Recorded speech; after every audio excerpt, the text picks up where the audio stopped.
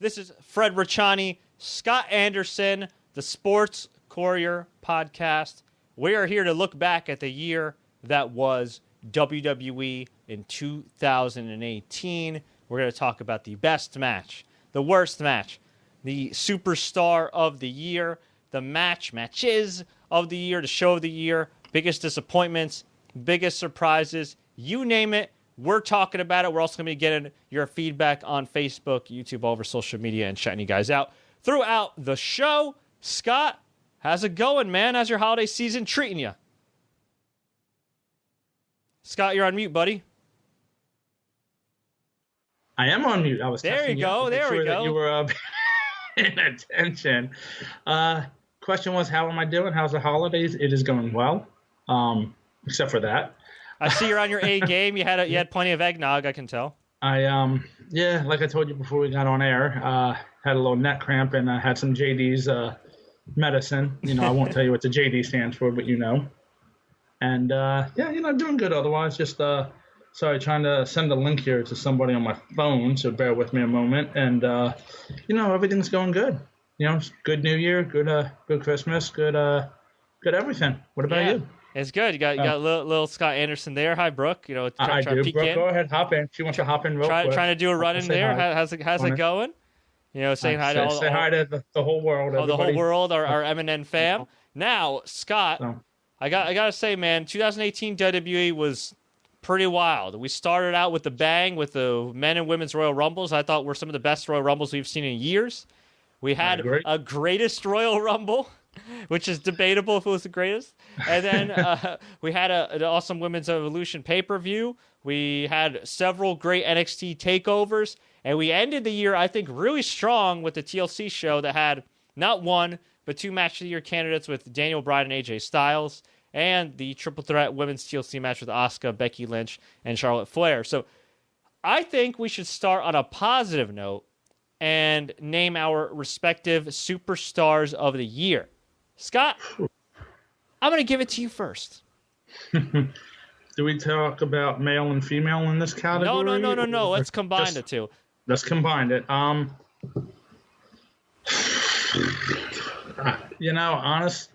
this isn't going to be popular, and you're not going to agree with me, but I'm going to go Daniel Bryan. I think Daniel Bryan would be the superstar of the year for the last 3 months of the year. I know who you're going to say. Go ahead. Get it out. The last 3 months of the year, Daniel Bryan has been fantastic, but he had feuds with Big Cass, and he had programs with Kane. And while I like the Bludgeon Brothers, it was a big step down, and he was just kind of toiling away. And the last 3 months of 2018 were great for Daniel Bryan, but the other months were not so great. So please make your case. My case is that he came back after 3.5 years, and he's now WWE champion going into 2019. Plain and simple. Okay. Plain and simple. Okay. And he reinvented himself by turning on the fans and going heel. He did, and actually, unlike other guys that just do crappy heel turns, he actually did reinvent himself as a deranged environmentalist. Which is not far from what he probably is in real life. Well, except for the deranged part. Well, you never know. You never know. Okay. Well, I'm going to go with... I know it's the sexy pick, the popular pick, but I think it's a logical pick. I think it's Ronda Rousey. And the reason... that's not who I thought you were going to say. Did you think I was going to say Becky Lynch? I thought you were going to say Becky Lynch. I think Becky Lynch is the 1B, but I think 1A is Ronda Rousey. And the reason I say that is because not only has she had a great rookie year, not only has she done really well given her experience level, which is not much, but it's the impact she's brought on the WWE. And maybe this is more of kind of like a lifetime achievement award for her as opposed to just superstar of the year. But if it wasn't for her, WWE would not have really kickstarted this quote-unquote women's revolution. Now, on one hand, it appalls me it took this long for WWE to get with the program when women's soccer and women's tennis and women's MMA had come a long way prior to this women's revolution. That being said, change takes time. Progress takes time. Progress is progress. It should be celebrated. And I do think that had Ronda Rousey... Well, actually, I know. Had Ronda Rousey not been around, the WWE would not have kickstarted this women's revolution.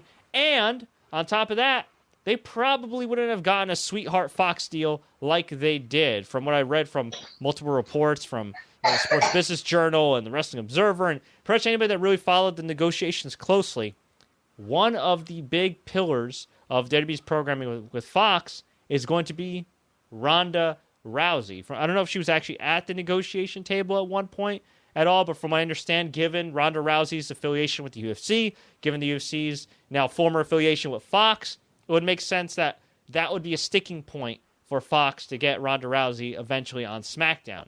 And whether you think it's fair or unfair, and you think that maybe WWE should have been positively influenced by Gina Carano and Chris Cyborg a decade before, I'm with you there. But the reality is, it was Ronda Rousey that got them to wake up, to smell the roses, to get with the freaking picture. And just for that impact alone, on top of what she's done in the ring, I think she's got to be Superstar of the Year. Now, if we're talking just from a kayfabe storyline standpoint and just performance-wise, I still think it might be Ronda Rousey. But you can flip a coin and pick Becky Lynch because she has completely reinvented herself. She's been consistently one of the better performers on the roster for years. You've been to house shows. I've been to house shows.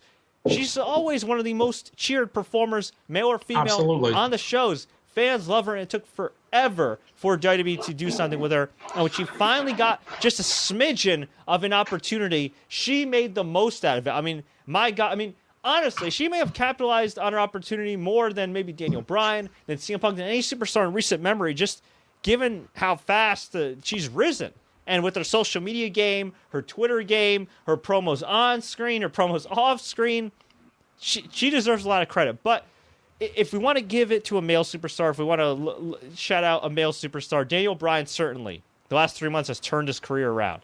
But I got to say, for the whole year, you know what? I got to give it to Mr. Consistency, AJ Styles. I was just going to say that, yeah. You know, he was WWE champion for most of the year, had a lot of great matches. He had a lot of crappy feuds, though. Well, kind of one crappy feud, a lot of it wasn't crappy so angles. much crappy feuds. It was just not great matches, unfortunately. Well, I think the Nakamura, the matches were part of the feud, the crappy feud with Nakamura, which resulted in a shot to the groin. And it was just ass backwards, you know. Which is how we lost the title. So yeah, it was ass backwards. I mean, think about it. In the old days, right, the bad guy, the heel, would win the title, and the babyface, the good guy, would chase the bad guy. Sure. But with the AJ Styles' title run, it was the other way around. It was like AJ Styles just narrowly gets a victory and just narrowly gets another victory. And it's just it dragged out a little bit. I mean, I'm happy he got the longest reign champion in SmackDown history. He was Mr. Consistent, Mr. Reliable. But I do think at some point Nakamura should have won the title. I do think at some point maybe some other should have won the title. It's great that Daniel Bryan won it. I'm happy for him and everything like that. But I do think AJ Styles' title run did suffer because, frankly, he didn't have any strong heels to work with. Had he worked with this version of Randy Orton, maybe it would have been a different story. But, the reality is, his title reign was kind of marred by that. But I still think he deserves some recognition. And if I want to throw out a dark horse, I don't know, he's not really a dark horse, but I'd say Seth Rollins. A lot of people forget that at the beginning of the year he had a great stretch of matches with Finn Balor, with Dolph Ziggler, with The Miz. With all involved, had a pretty good match with Drew McIntyre at one point. You know, he had the gauntlet match where he went over an hour on Raw, the longest match in Raw history. So, he's another guy I think that deserves some recognition. And, of course, in NXT, which we can get to, we'll give individual NXT awards. There was plenty of great performances to go around. But, yeah, overall, I think you said Daniel Bryan. I say Becky Lynch. These are our superstar picks for the year. Tag Team of the Year. Not a good year for tag team wrestling, but Tag Team of the Year. I'm going to go with the consistent, the reliable, the Usos. I think they've done their thing. Still great on the mic. Still great in the ring. They finally got a WrestleMania appearance, albeit a squash match, essentially against the Bludgeon Brothers. But they did their thing, and I don't think they get recognized enough given how long they've been around. But not a great year overall for WWE Tag Team Wrestling, unfortunately.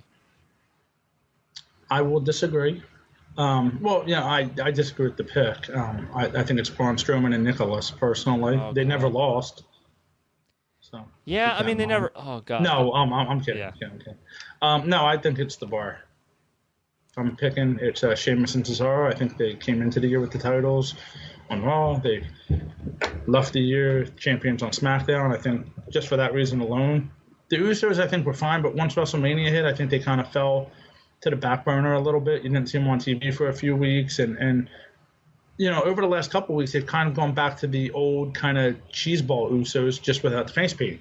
Right. I mean, they still have that, like, I don't know what, I don't want to use, the wrong word, but you know what I mean? They still have that mentality, but it's a little cheeseballish again. And, right. No, I know what you're saying. Yeah, it's kind of corny. It's not been. Yeah, it's a lot of. But you know what? You could say honestly, you could say the same thing about the New Day. The New Day has always been pretty good at cornballish, So they have, but I think it feels like it's getting to the point where maybe they got to get. I don't want to say they need to break up the New Day, but I think in 2019 they kind of need to shake things up with them. I mean, I really feel like we're almost hitting the edge of their comedy, right? Like I think at some point it's getting a little old. Yeah, I think if one of them had a singles title, like Big E had like the U.S. title, something like that, with them as tag team, I think it would be fine. It's getting a little old, yeah. I mean, March was down a little bit this year and stuff like that. But, I mean, SmackDown tag team division wasn't too bad. The Raw was kind of hideous. Raw tag team division between the B team with Bo Dallas and Curtis Axel. Can we just name them the worst tag team of the year? AOP of no, we can't. Really? You're not gonna... Yeah, no, I'm not. Is it going to be Nicholas and Braun Strowman as worst tag team of the year? No, it's not. You say what you want, but the B team was over there for about a month and a half. So, I give them credit. Honestly, if I'm going worst tag team of the year, it's AOP. Really? They came up after Mania. There were some issues there, but what have they done? Yeah. Don't say they won the tag titles. They lost them just as quick. What have they done? Right. And I'm not saying they're a horrible team. They're a great team, but what have they done? As far as how they've been booked and what they've done this year. Nothing. Yeah. I mean, look at it. Yeah. Yeah, that's true, I guess. And on SmackDown, I'd say Sanity. Same thing. They came up, pretty, middle of the year-ish. Oh, and, actually, I think you got to give it to Sanity then. If you were talking about just what they've done or not done in the ring, I mean, I think Sanity won like one match on a pre-show. I don't even remember what pre-show. I think they beat the New Day in a tables match in the Extreme Rules pre-show, and they've barely been on TV. Think about that. Okay, you got a respectable veteran in Eric Young, former Impact Wrestling World Champion. You have Killian Dane, who's fantastic, who was great on the independent scene as well as Big Damo. You have Alexander Wolf, who's, it's a good hand. He is what he is. Yeah, he's a good hand, at least. And they've done nothing with this team. And I think that's honestly an underlying narrative that gets ignored in this year's WWE, or this past year's WWE. They squandered opportunities with their young talent, or their new talent, or quote-unquote newish talent. I mean, Eric Young's been around forever. But you think about it. Look at all the call-ups they made. Andrade Cien Almas. Mm-hmm. One of the best wrestlers in the freaking world. A guy that could be your next great Hispanic superstar. What have they done with him and Selena Vega? Nothing. He's had some good matches and a losing effort, but every single time, other than when he first debuted and beat some local competitors, they've done nothing with the poor guy. Okay? No Way Jose. What the hell is No Way Jose doing right now? I don't even think he's on Superstars. He was in a battle royal in MSG, so he could have been a great opening match guy. It's so easy. Have him come out, No Way Jose. Have him beat a guy like Kurt Hawkins every freaking night. That's it. It's easy. Yeah. And they've done nothing with AOP. You talk about AOP. These guys freaking won the tag titles, I think, after Dean Ambrose turned on Seth Rollins. But before that, they were doing nothing. And then they had a match with the Bar Survivor Series, which led to them. They won the match. They won the match because Drake Maverick fake peed himself. Yeah. Because it's Vince McMahon humor. Yeah. And then they lost the titles because Drake Maverick got pinned. So go figure that one out. Yeah, I mean, it's just been a terrible year for new talent. I mean, and now they're calling up EC3, which I'm excited for. I think he actually might end up feuding with John Cena because he's hinted he wanted that feud for WrestleMania. And that could be okay. That'll be okay, but I don't think Lacey Evans is ready right now. Lars Sullivan, they're pushing him for Raw. They're pushing him for SmackDown. He's still a free agent at the time we're recording this.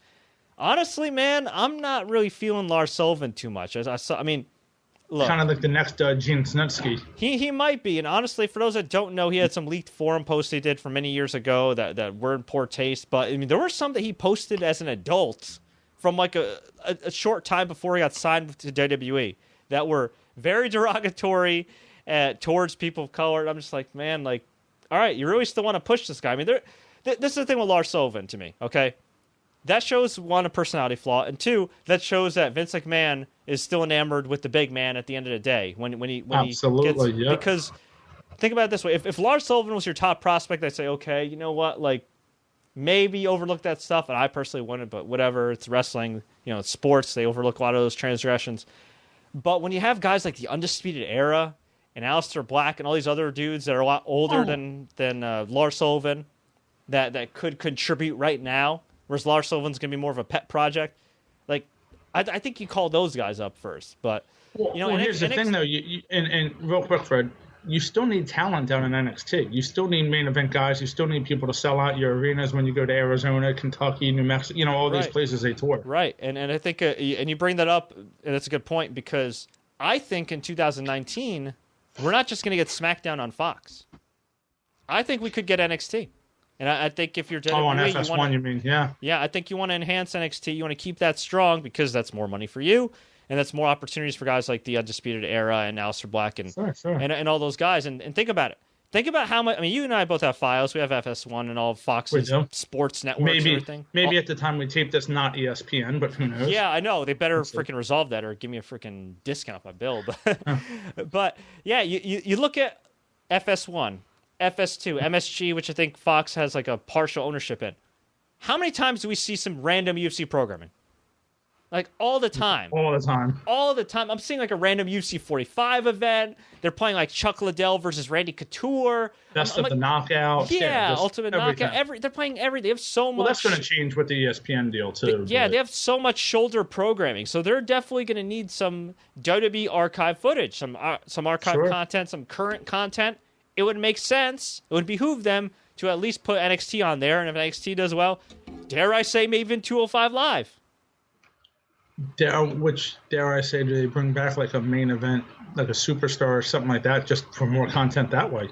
They have enough roster depth. Why not? You could. Why not just put a cheesy Saturday show on with guys you don't see anymore, like a No Way Jose or a Zack Ryder or Kurt Hawkins or Apollo? You know what, though? I think there's more value in paying the money to get a 2. And I'd hate to see NXT 2 hours because it's such an easy show to watch at 1 hour. But I think a 2-hour NXT show would be a hell of a lot better than having an hour-long recap show.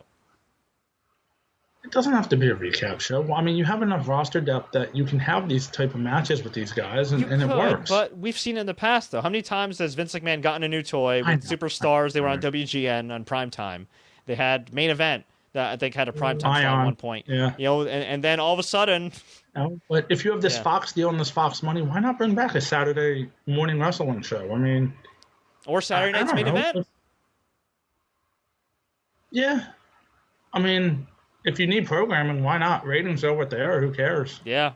I mean, true. I mean, Fox... The problem with main event, though, is you're going to have another big show that you don't necessarily need when you have all these network shows, all these network specials, and...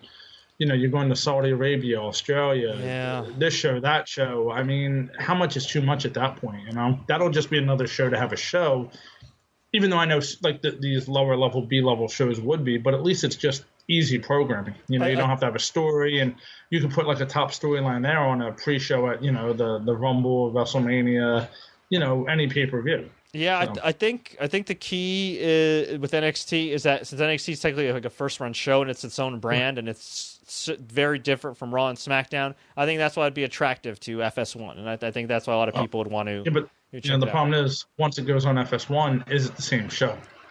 Once it hits mainstream TV, does Vince McMahon become more hands-on? That is true, but you know what? Vince McMahon is also human. He might be a cyber human. You know what I mean? But he's still human, and I gotta believe no matter what he says, he's gonna get more hands-on with the XFL. Oh, absolutely. Which, by the way, another huge 2018 story, Vince McMahon bringing back the XFL. But here's the problem. He's bringing back the XFL that on the surface is without the fun that made it awesome in 2001.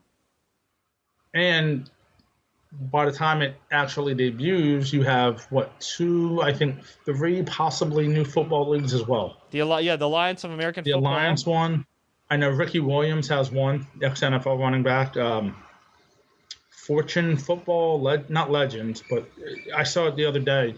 He was talking about it. You still have the Arena League. You still have the CFL, which still has an ESPN deal. They do, yep, with TSN and ESPN.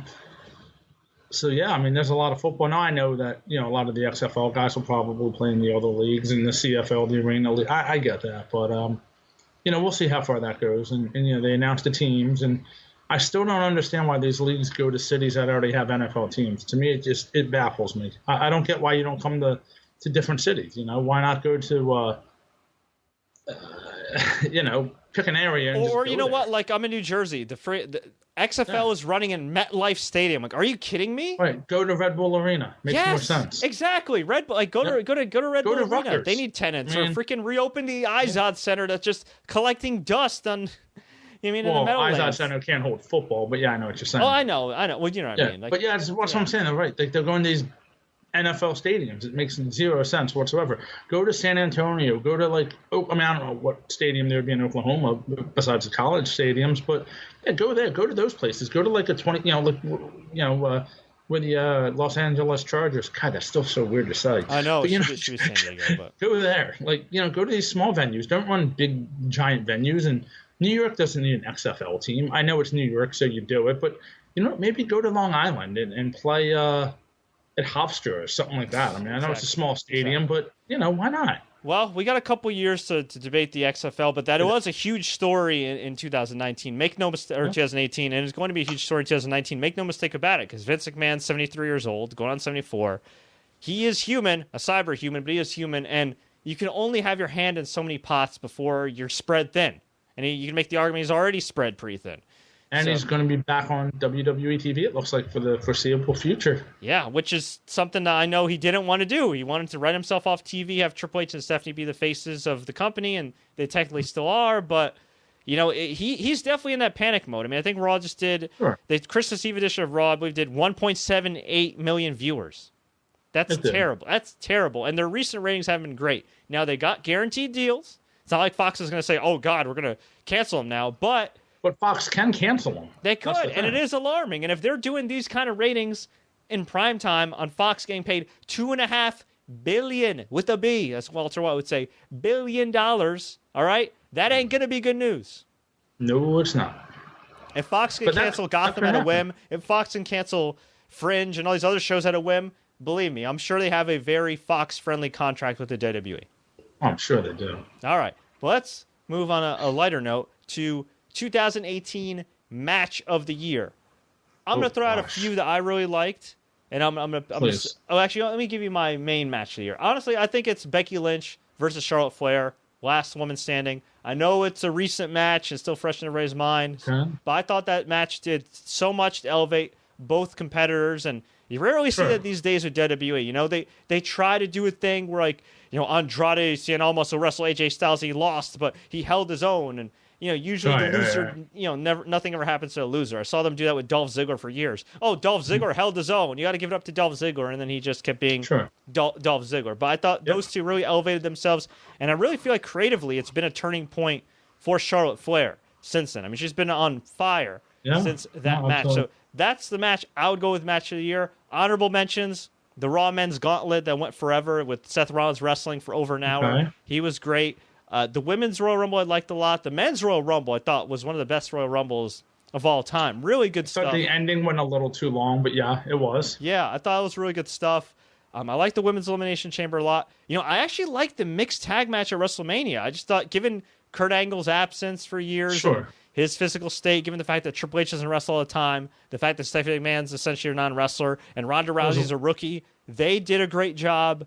Oh, absolutely. Yeah, Ronda Rousey, Charlotte Flair, even though that ended in DQ at Survivor Series, they had a classic match. Daniel Bryan versus Brock Lesnar, classic match. I'll tell you what, even Nia Jackson, Ronda Rousey had a good match back in July. Yeah, at TLC. Money in the Bank. Well, not TLC, Money in the Bank. I'm sorry. They did really well. And then there's one more off the top of my head. Oh, you know what? The TLC match. I know it's recent, but it was a good match. It was a great match, and I like the fact that everything meant something in the match. They weren't just doing stupid spots for spots. And with other TLC matches or ladder matches, people climb up the ladder so slowly, and you have time to check your phone and check your watch. You go use the bathroom, you water your plants. 5 second pose, yeah, and by the time you're back, they're still climbing the ladder. And I felt like there was rarely any wasted movement in this match. It was actually one or two, I think, and that was it. Yeah, there was some realism in it. Like, hey, we want to grab the damn title instead of wasting everybody's time. So those are great matches, but I got to go with Charlotte versus Becky as my match of the year. How about you?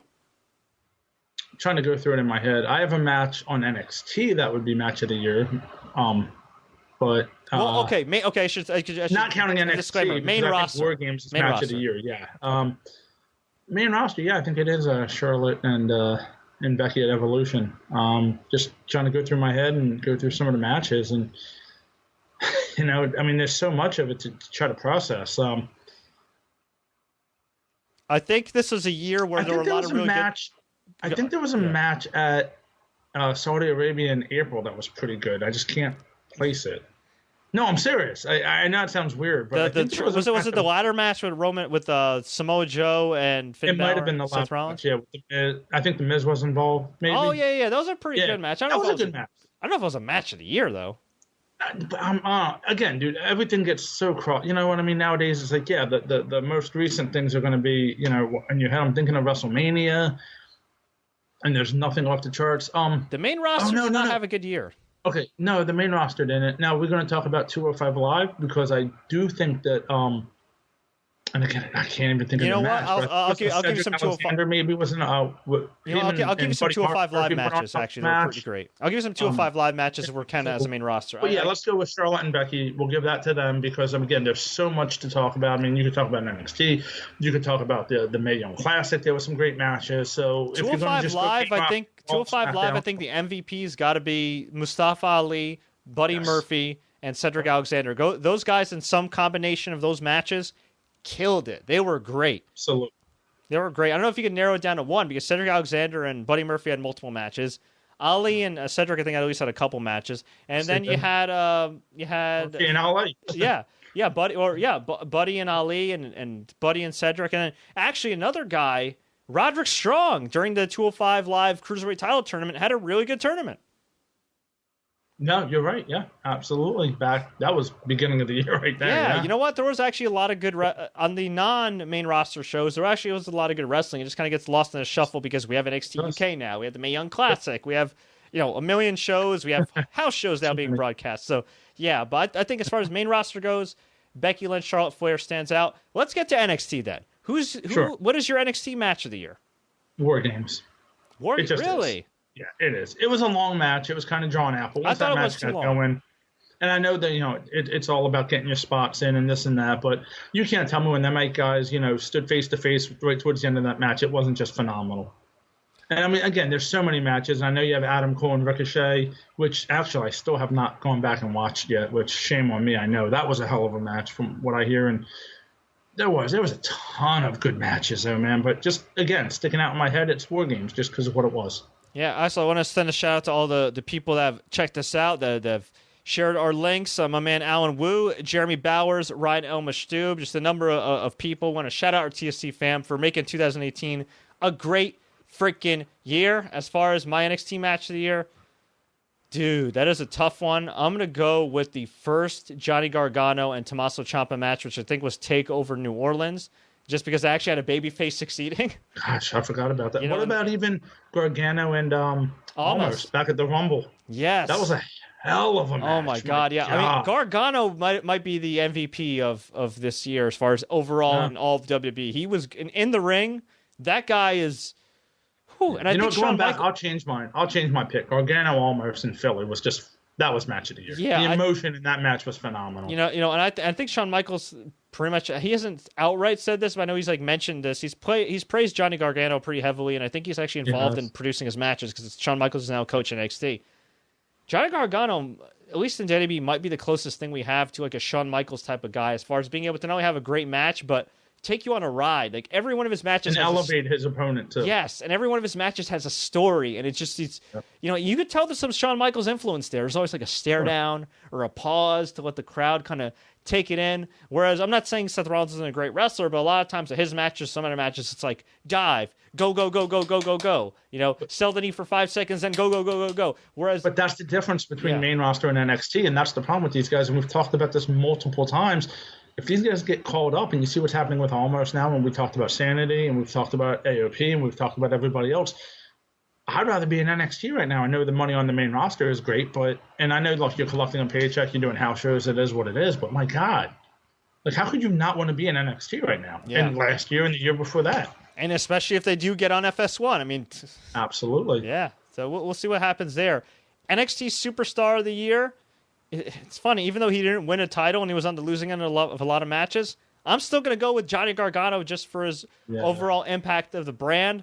Close second, I'm going to give it to Tommaso Ciampa because I think he's done some tremendous heel work, had a lot of great matches.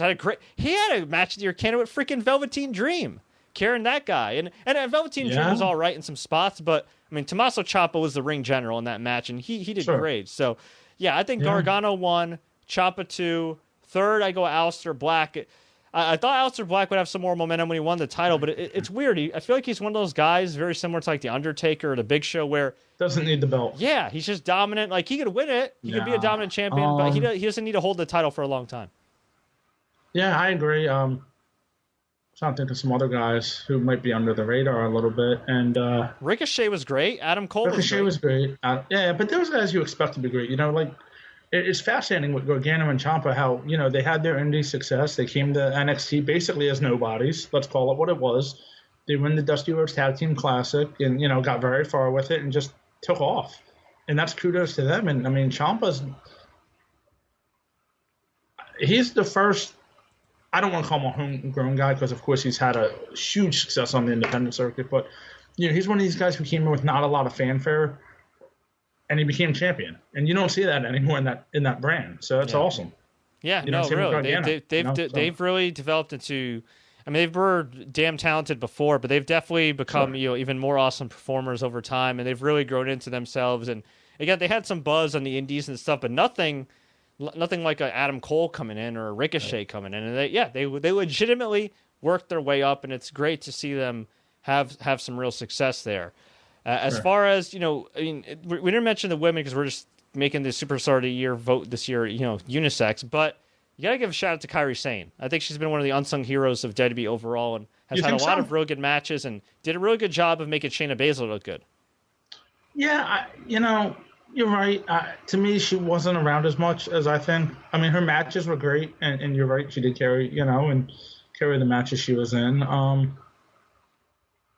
I think Shayna Baszler, she's come a hell of a long way. Oh, Shayna Baszler, I think, doesn't get enough credit either. I think she's not an incredible pro wrestler or anything, but I think she's really good, and she's a safe worker, and she makes everything look real. And I think that's absolutely. And I think that's underappreciated these days. Like, God forbid you have a male or female that can not only wrestle and make wrestling moves look like they actually hurt, but can be safe with her opponents. Like, you can tell she definitely was trained in that traditional cash wrestling style by Josh Barnett and Billy Robinson. I mean, she's really done a heck of a job, and she's only been wrestling for like 2-3 years.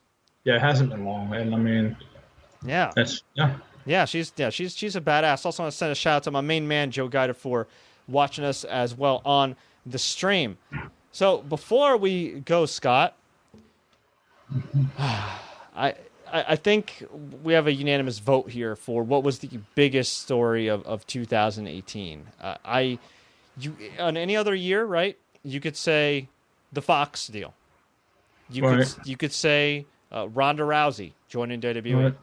But I think unfortunately, given the circumstances now, it's changed the creative landscape of WWE and maybe even financial landscape. Who knows? We'll see what happens in 2019. Is the Roman Reigns story? Roman Reigns announcing he has leukemia, and really, it's kind of crazy when you think about it. I mean, they literally spent 5-6 years doing everything in their power to make this guy, the guy.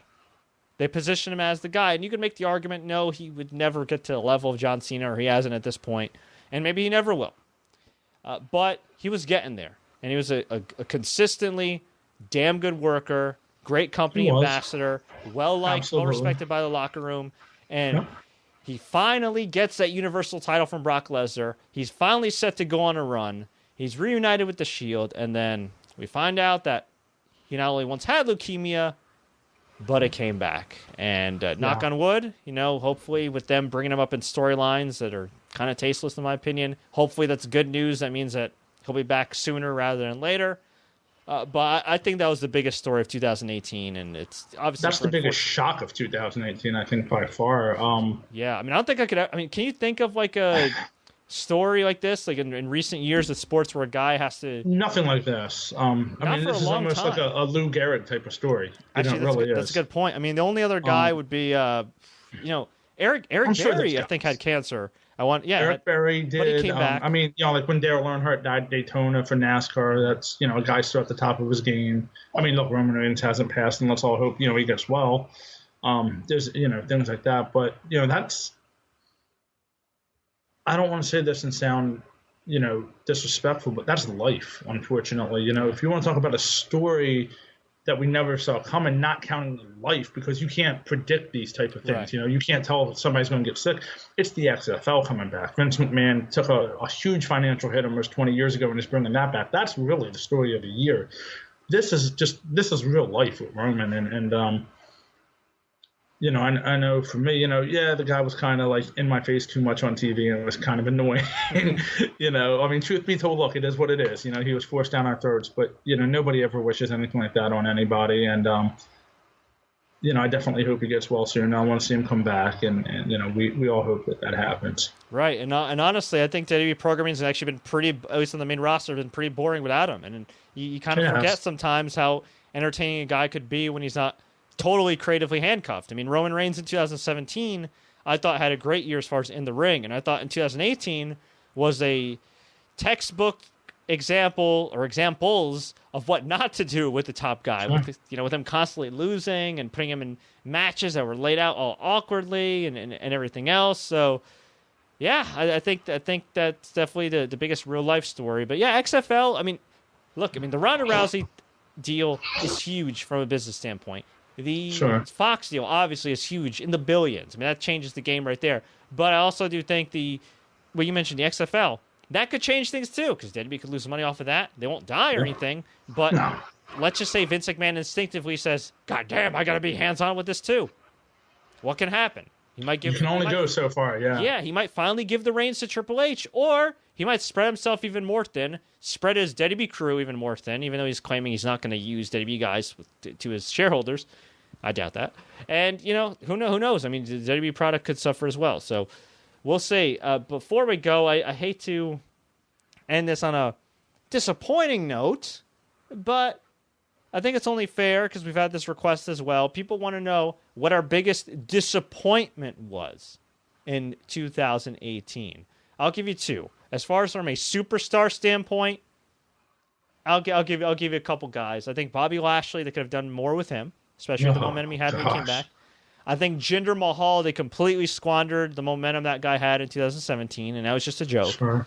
And I think overall the narrative in 2018 is what could have been. The women rose up. They did their thing. They were great. Becky Lynch, especially in the upper echelon of the women's divisions, were great. But as far as the male side of things, oh my God, they ran creatively. They ran roughshod and making me care about any of these guys right now. For the most part, I mean, Daniel Bryan, Randy Orton's been pretty good, Jeff Hardy, but for the most part, 90% of the roster, most fans don't care about to the point where they move the needle. So that for me would be the biggest disappointment of 2018. What about you?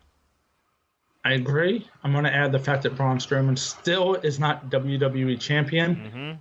Mm-hmm.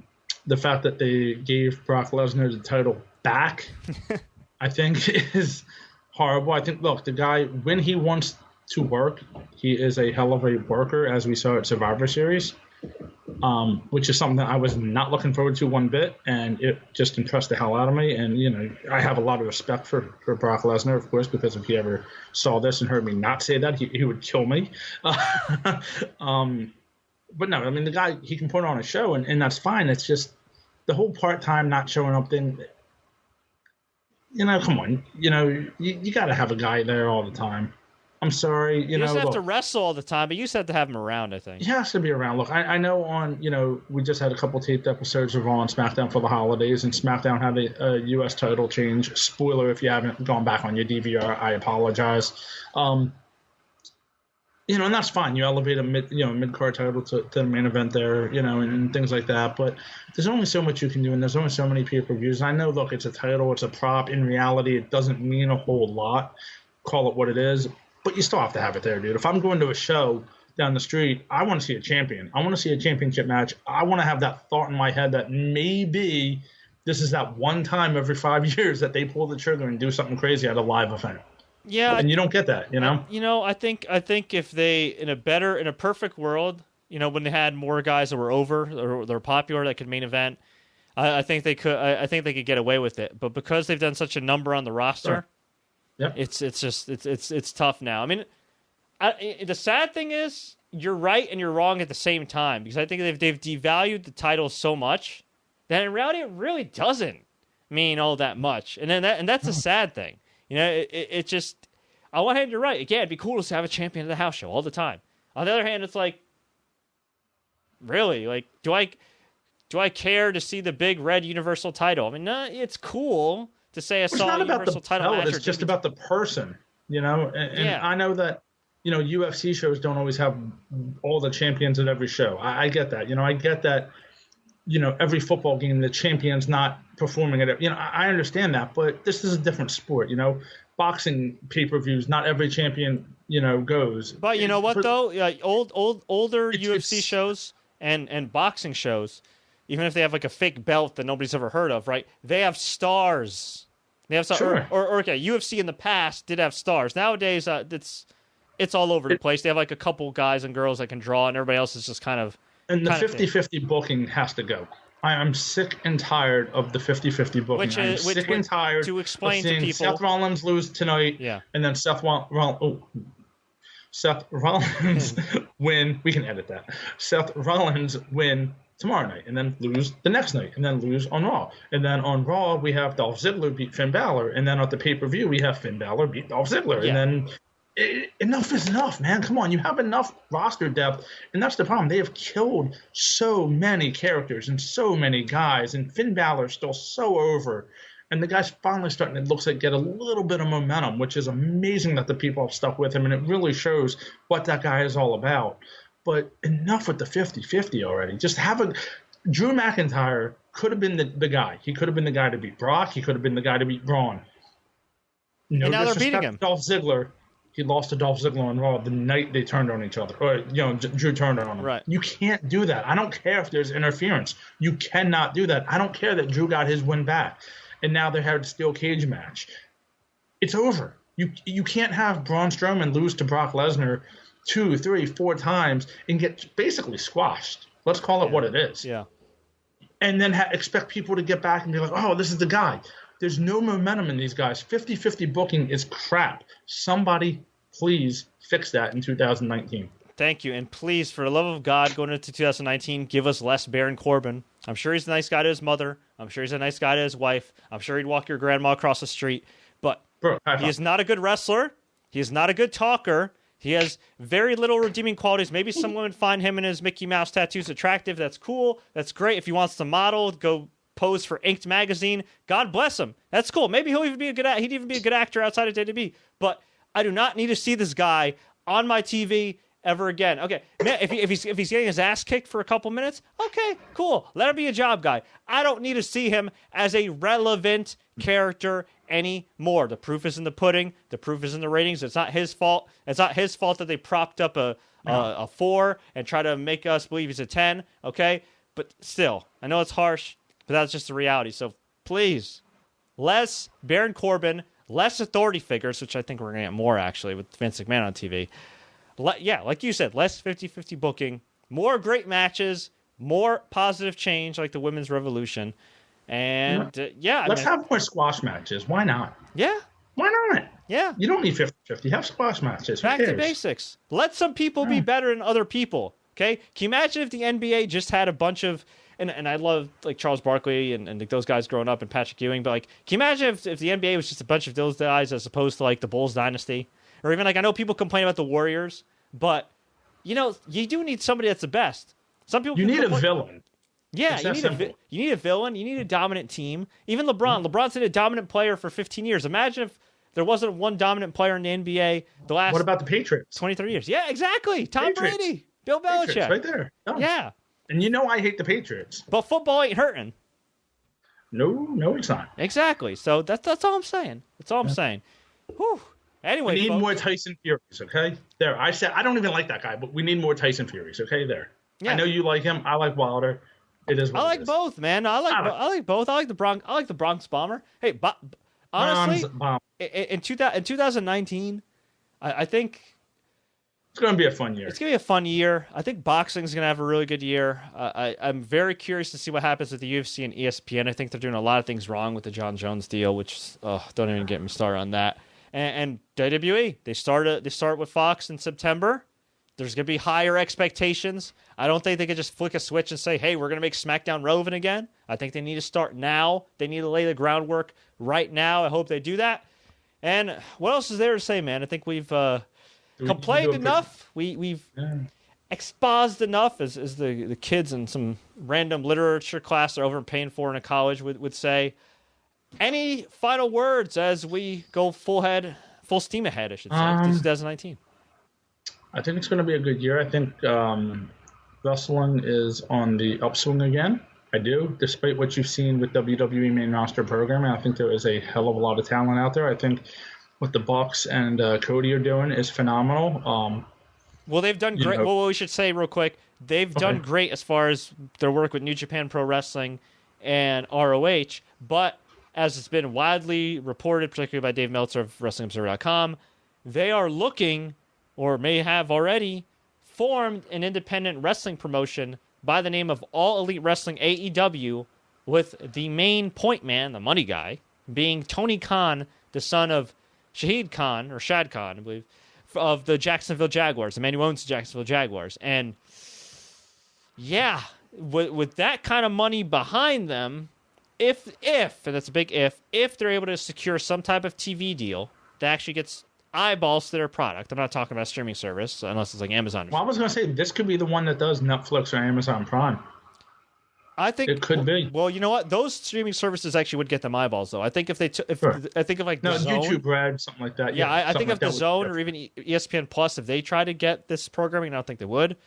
That I think would be a death knell. Maybe not in the short term, but I think in the long term, if you're trying to get eyeballs, right? It's different from like the Zone bidding for Canelo, who's already got a built-in fan base. Like this is you can't do CBS streaming online and stuff like that. No, it has to be a mainstream type of thing. Right, exactly. So we'll see what happens, and it's still too early to tell, but yeah, the landscape looks like it's changing, and we'll see what happens. There's never a dull moment in pro wrestling, but if you folks want to keep it right here, you can of course tune in every Thursday morning, 9:30 a.m. Eastern Standard Time on Manhattan Neighborhood Network in the New York area. You can check your local listings, or you can watch our programming on demand on Facebook.com/The Sports Courier, YouTube.com/The Sports Courier. Please feel free to like us, share our stuff. We'd greatly appreciate it. I might even be doing some giveaways coming in the new year, so stay tuned for that. And we'd love to hear from you. If you'd like to see us cover more wrestling or MMA or do more interviews, things like that, let me know. Also,